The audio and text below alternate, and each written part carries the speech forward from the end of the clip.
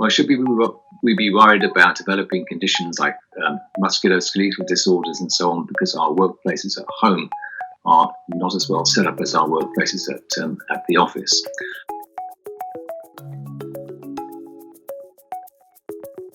My name's Bob Bridger. I'm president of the Chartered Institute of Ergonomics and Human Factors. I'm an independent consultant in human factors and a writer and author. I don't think we should be worried about this, but I do think we need to start thinking about it and taking some steps. And the first step to take is to see what we can do to try to recreate our office workstation at home. Well, there are several kinds of conditions which office workers can develop after working with computers. The most common one, of course, and many viewers will be familiar with this, of course, is low backache, which is very common in sedentary workers. The other ones, of course, pains in the neck, pains in the wrists and shoulders, often associated with carpal tunnel syndrome. So it is something we need to be concerned about. But whether working at home will exacerbate matters and increase the risk, we don't really know. But speaking in general terms and from first principles, there are 4 kinds of risk factors that increase the chances of you getting a musculoskeletal disorder through working with a computer in an office.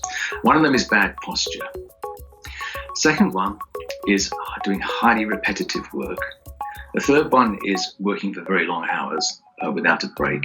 And the fourth one is lack of control and job stress.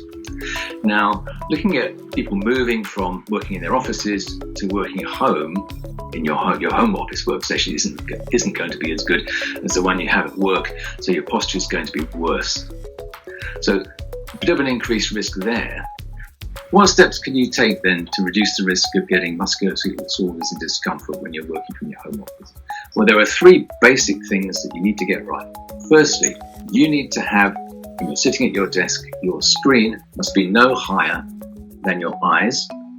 So you can look straight ahead at the top of the screen, and the top of the screen must be no lower than 30 degrees below your line of sight when you're sitting comfortably. Otherwise, your head's going to go forward and you're going to get a pain in the neck.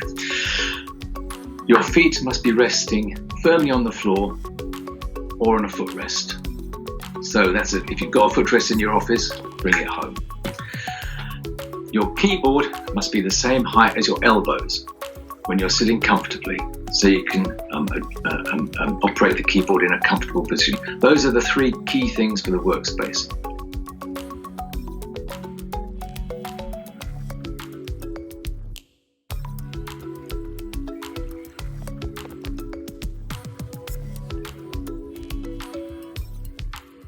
I suspect that most office workers working from home will not have a good office chair to work from. What you can do is you can get a towel, roll it up, lean forward, put it between the backrest of your seat and your lower back at the level of your belt, your trouser belt, lean up.